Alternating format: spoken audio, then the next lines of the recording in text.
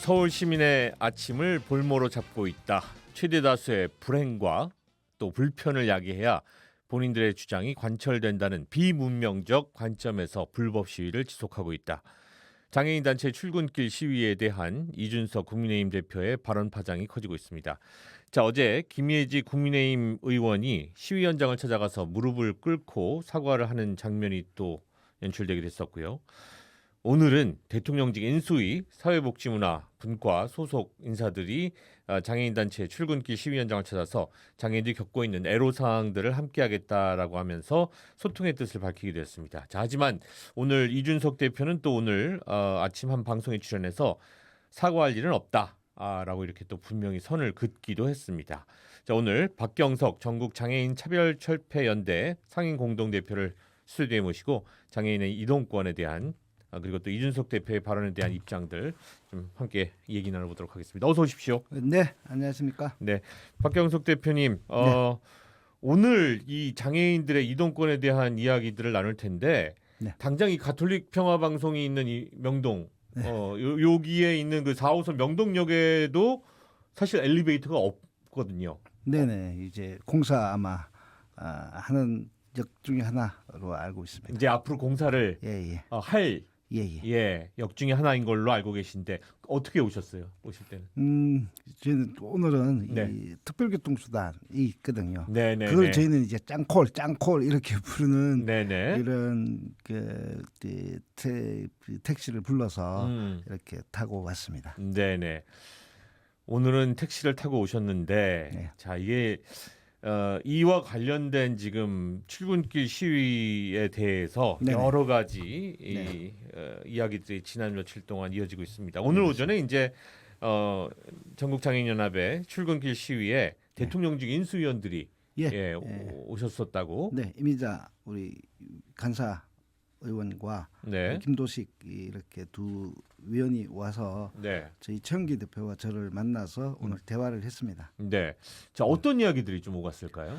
저희는 이제 저희가 지속적으로 이제 요구하고 있는 장애인 권리 예산이라는 게 있습니다. 네. 물론 이동권을 포함하고 교육과 그리고 노동과 그리고 시설, 네. 갖춰진 시설, 장애인 거주 시설이 아니라 지역사회에서 살아갈 수 있는 이런 예산들, 저희는 그것을 탈시설 권리라고 합니다. 탈시설 권리. 이거는 유엔 장애인 권리 협약에서 제시하고 있는 장애인의 인권 기준이거든요. 네. 이걸 한국에서 대한민국에서 실현할 수 있도록 예산으로 보장해 주십시오라고 이야기하고 그 예산의 구체적 항목들을 전달을 했습니다. 네.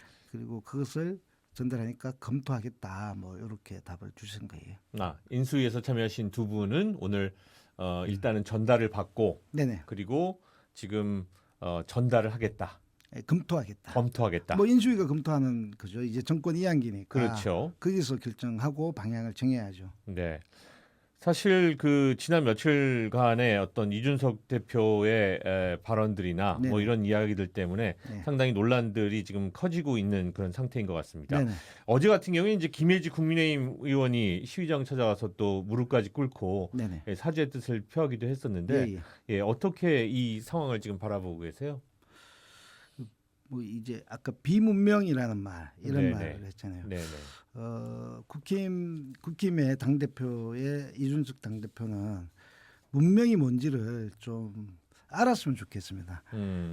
과연 문명의 국가란 뭔가라는 네네. 것들의 개념 자체가 왜곡돼가 있는 상황에서 그 음. 왜곡된 시각으로 보니까 저희가 비문명처럼 이렇게 네. 이야기하는 것. 아하. 그리고 그분이 굉장히 지식이 높잖아요. 뭐 그 지식이 정말 기술만 배우는 건지 그 경쟁이라는 이 사회 내에서 경쟁하는 사람들의 논리만 갖고 와서 굉장히 기술적이고 편집되고 네. 자신의 시각만 이야기하는 이런 이 발언인데요. 발언이다. 그런데 이제 한 당의 대표가 네. 한 시각으로만 이렇게 갈라칠 수 있느냐라는 거예요. 그냥 일개 뭐 어떤 일베나 뭐 이런 인터넷에 이런 네네. 농객도 아닌 사람이 네네. 공당의 대표가 이런 방식으로 문명에 대한 개념도 서로가 다른 상황에서 네. 비문명이라는 이런 저희가 보기에는 말장난 같은 이런 이야기로 이 문제를 이렇게 왜곡시킨다라고 예. 생각합니다. 좀 진실을 볼 수 있으면 좋겠다. 이 음. 진실의 문제 속에서 이 문제가 풀려가야 되는 것이지 네. 왜곡된 편집된 이런 이야기만 계속 한다는 것은 그것도 굉장히 열심히 하더라고요. 네. 참. 주말에는 쉬지도 않는 모양이에요. 이분은. 네. 그렇죠. 인식 차이가 상당히 좀 커 보여서 말이죠. 아주 크죠. 이 부분에 대한 것이 이제 집권 여당의 대표가 네네네. 되거든요. 이준석 대표가. 그렇죠. 예, 이 부분들을 어떤 식으로 좀 좁혀 나갈 수 있을까? 네. 예, 뭐 지금 전당현 회원분들도 계시고 네. 어쨌든 이 출근길 시위를 지금 지난 며칠 동안 하시면서 네. 아까도 얘기 나왔었습니다마는 뭐 시민들도 예, 예. 고통스러우셨겠지만 네네. 예, 시위를 하고 계신 네네. 분들도 사실은 가장 힘든 분들이다라는 이야기를 아까도 오창익 국장께서 하셨는데 네. 서울 시민의 아침을 볼모로 잡고 있다. 최대 다수의 불행과 불편을 야기해야 본인들의 주장이 관철된다는 비문명적 관점에서 불법 시위를 지속하고 있다. 자, 이게 지난 12월에도 이준석 대표가 면담하셨잖아요. 그때는 작년 8월달에 했어요. 네. 작년 8월 달이었나요? 네. 그리고 네. 그리고 난 뒤에 이 대학로에서 네. 윤석열 그 당시 후보랑 네. 대학로 연극하는데 이렇게 왔다가 저희가 찾아갔죠. 아하. 찾아가지고 거리에서 잠깐 만났죠. 네. 네. 그때는 그냥 잠깐 만났던 그 그런 거리에서 막 그 논박을 하고 있었던 상황이니까. 네네네. 뭐 그 그래서- 정도의 만남이었군요. 예.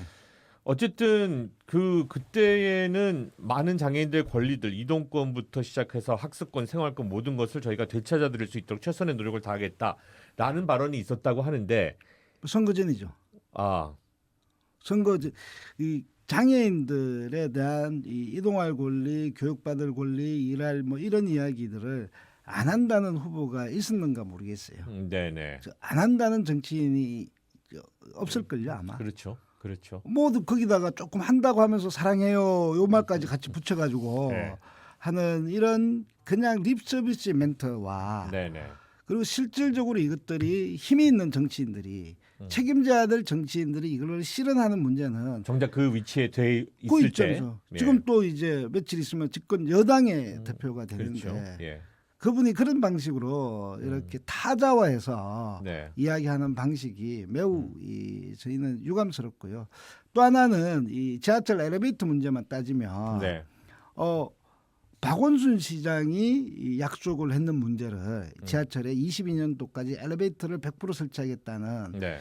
2015년도 12월 3일 날, 그 12월 3일이라는 날은 세계 장애인 날입니다. 네네. 그날을 기점으로 해서 발표된 서울시의 선언, 장애인 이동권 확보를 위한 서울시 선언이 있었는데 네. 그 선언에 명시된 것이 22년도에 엘리베이터를 100% 설치하겠다는 거거든요. 그거 안 됐거든요. 네네. 약속은 지켜지지 않았어요. 그런데 그 약속을 안 지킨다고 저희가 이야기하니까 그걸 왜 오세훈 시장한테 이야기하냐. 문재인 정권 하에서 뭐 했냐 이렇게 이야기를 하더라고요. 네네. 그런데 그거는 객관적 사실을 왜곡시킨 겁니다. 지하철의 엘리베이터 설치는요. 2001년도에 오이도역에서 장애인이 죽고 2002년도에 발산역이 리프트에서 떨어져 죽었을 그 때 사건이 있었죠. 그때 저희가 지하철로까지 내려가고 버스 위도 올라가고 네, 단식을 네. 하면서까지 이명박 그 당시 서울시장에게 받은 약속이 2004년도까지 거길로 내려가는군요. 거기서도 약속이 있었고 깨진 거예요. 거기서도 그 사이에 깨졌고. 또 오세훈 시장이 있지 않습니까? 자, 이 모든 상황 속에서 지금 이준석 대표는 이 얘기도 지금 하고 있습니다. 문재인 정부와 박원순 서울시장 때는 말하지 않던 것을 지난 대선 기간을 기점으로 해서 윤석열 당선인에게 요구하고 있고 불법적이고 위험한 방법으로 관철하려고 노력을 하고 있다라는 이야기거든요. 그러니까는 그 전에는 안 하던 이야기들을 지금 이제 와서 이제 정권 바뀌니까는 윤석열 후보에게 국힘 쪽에 부당하게 들이대고 있다. 예. 그거는 뭐 그것 또한 편집된 겁니다. 왜냐하면 네. 저희가 지하철로를 내려가고 싸웠던 것은 김대중 정권 때입니다. 그리고 노무현 대통령 때는 저희는 청와대까지 가서 플랜까지도 들면서 이야기했었어요. 예, 예. 이렇게 정권을 어느 정권과 관계없이 저희는 이 일을 제기했고 그리고 지하철로까지 내려가면서 버스 위에까지 올라가면서 네. 또 문재인 정권 시절에는 버스 밑에까지 내려가면서 이렇게 했던데 딱 되고 나니까 그런 건 다 잊어버린 모양이네요. 뭐 2001년도 2020년도 그때는 공부만 하신다고 이거 관심이 없었는지 이런 것들도 살펴보지 않는 이런 문제는 매우 부당한 편집이라고 생각합니다. 자, 이 부분도 한번 여쭤보고 싶습니다. 네. 이준석 대표는 지금 전장현의 집회와 관련해서 이미 이동권에 대한 문제가 아니라 장애인 평생 교육 시설 운영 예산과 탈시설 예산 6,224억 원에 대한 것에 대한 요구로 지금 이 시위는 바뀌어 있다라고 주장을 하는데 이 부분에 대해서는 어떤 입장이세요?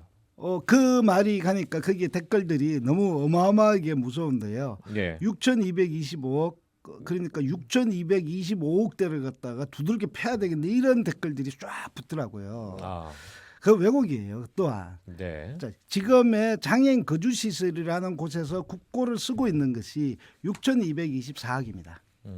지금 시설에 투자하고 있는 돈이에요. 현재 나가고 있는 돈에 예, 지금 3만 명 가까이의 지적 자폐 장애인들, 특히 자신들의 주장을 제대로 못하는 사람들. 이들에 대한 것들을 시설로 가두어서 쓰고 있는 국가 예산이 6,224억인데 현재 집행이 되고 있는 금액이라는 그렇죠. 거죠? 22년도 지금. 아, 예. 그런데 저희는 지금 탈시설이라고 이야기해서 유엔장애인 권리협약에서 제시하고 있는 이 기준에 따라서 지역사회에서 살 수 있도록 하라고 했는데 그게 지금 정부의 24억이에요. 그래서 우리가 이 문제는 좀 제대로 지역사회에서 나올 수 있도록 하려면 지역사회에 예산을 더 넣고 그리고 여기에 든든하게 살 수 있도록 이 지원 체계가 갖추어진다고 해서 저희가 요구한 액수는요 803억이에요. 네네. 이렇게 수치도 제대로 제시하지 않으면서 저희가 마치 갑자기 6,224억을 준하는 것처럼 이야기하고 네. 저희가 제시하고 있는 이 정도의 예산이면요. 이 대략 한 1년에 한 1,000명 정도 나올 수 있는 예산인데 3만 명이면 30년이 걸리는 예산입니다. 네네. 네. 이렇게 30년을 걸려서도 여전히 시설에서만 살아야 되는 그들의 인권은 무엇입니까? 네. 이런 이야기는 하나도 싹 빼버리고요. 뭐 돈 수치 이런 편집된 계속된 이런 자료를 가지고 자기식으로 소설을 쓰고 있는 거죠. 좋은 말로는 소설고요. 예. 뭐 6,224억 원을 요구하고 있다 그러니까 이제 또 상당히 많은 분들은 지금 또 전장현을 또 비난하는 그런 여론들도 만들어지고 있는 것이 사실인 것 같고요. 자, 이준석 대표 오늘 한 방송과 인터뷰에서 이 얘기도 나왔습니다. 장애인들의 지하철 시위를 반대하는 것이 아니라 시위 방식이 문제다라고 했는데 지금 이 방식에 대해서는 어떻게 지금 생각을 하십니까? 오늘 지금 인수위에서 다녀간 다음엔 사실은 뭐 그 시위 방식이 조금 바뀌긴 바뀌었다라는 또 이야기가 나오더라고요. 좀 바꾸고 저희가 이야기하고 있는 거는 네. 딱 이겁니다. 출근길에 지하철을 탑니다. 입니다. 출근길에 지하철 타십니까? 네. 저희는요. 못하죠. 타면 안 됩니까? 타야죠. 그런데요. 그게 무슨 방식이 있습니까? 네네. 네. 그렇잖아요. 그런데 그 얘기인 거죠. 예. 타고 있는데 늦어졌죠. 저희는 우리가 타지 못했던 세월의 역사가 있는 거예요. 맞습니다. 지연했죠. 지연했죠. 그리고 바퀴에 떨어가 의도적으로 했는데 그러면 그 지하철과 승강장 사이 그 바퀴가 빠져가지고 장애인들이 계속 떨어져서 다치는 이 사고에 대한 건데 거기 빠진 것들에 대한 이 열차를 지연했던 것들이 중요합니까? 거기에 바퀴가 빠져서 다치는 장애인들의 삶이 중요합니까? 예. 이런 거 싹 빼버린 거예요. 예. 그러고 난데 처음에는 방식 이야기 하지 않았어요. 처음에는 맞습니다. 시위 자체. 예. 그런데 자꾸 이야기하다 보니까 이야기가 자꾸 오늘 그 얘기로 지금 넘어가. 자꾸 협소해져요. 예. 아주 협소해지고 방식론을 갖고 이야기하는데 네. 방식론의 문제는요 다양할 수 있습니다. 네. 자, 우리가 지금 이제 얘기를 나누다 보니까 금방 시간이 좀 갔습니다. 끝으로 한번 이 질문으로 마무리하도록 하겠습니다. 장애인들에게 이동권은 단순히 이제 버스를 타고 또 엘리베이터를 이용하는 것 이상의 의미가 있다라는 그쵸. 얘기입니다. 자, 이것이 어떤 의미이고 또 국민들과 함께 좀 공유하고 싶은 드리고 싶은 말씀이 있다면은 이 자리를 통해서 한 말씀 부탁드리겠습니다. 이동권은 몸속에 핏줄과 같아요. 예. 혈관과 같아요. 돌아다녀야죠. 음. 돌아다녀야지 기능을 하는 거 아닙니까? 예. 사람이 돌아다닐 수 있어야지 교육도 받고 일할 기회도 생기고 사람을 만나는 거 아닙니까? 예. 이걸 차단시켜 놓은 겁니다. 지금까지는 사회가 다니지 말라고 얘기를 하고 있었죠. 그렇죠. 암묵적으로. 예. 그러니까 장애인이 뭐 이 길거리에서 못 본다 이런 이야기를 아주 이제 표현처럼 이제 서구와 비교하지 않습니까? 네. 그런 사회예요. 네네. 한번 생각해 보세요. 저희가 2001년도에 장애인 이동권을 보장해 주십시오라고 이렇게 외치니까 지나가는 꼬마아이가 저희들한테 네. 아저씨 이름이 이동권이세요? 라고 하더라고요. 이 이름이 이동권이냐. 이동권이냐. 예. 이 말은요. 이동권 자체는 비장애인의 입장에서는 이거는 권리라는 개념으로 다가지 않았어요. 그냥 숨 쉬듯이 공기 쉬었잖아요. 네네. 그런데 우리는 왜 이런 것들을 권리로 이야기해야 됩니까?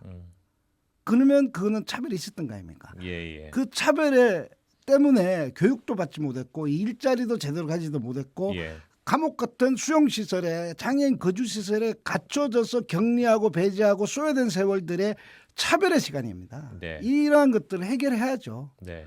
핏줄을 돌리면 이제 좀 왕성하게 몸이 움직여줘야 되는 거 아닙니까? 몸을 움직일 수 있도록 해달라는 건데 네. 그걸 왜 또 분절해가지고 그것만 해석하려고 하는 이런 편집은 좀 그만하십시오라고 하고 싶습니다. 알겠습니다. 자, 오늘 박경석 전국 장애인 차별철폐연대 상임 공동대표와 함께 장애인의 이동권에 대한 이야기 그리고 이준석 대표의 발언과 관련된 논란에 대해서 한번 짚어봤습니다. 박경석 대표님 오늘 나와주셔서 대단히 감사합니다. 고맙습니다. 네, 감사합니다.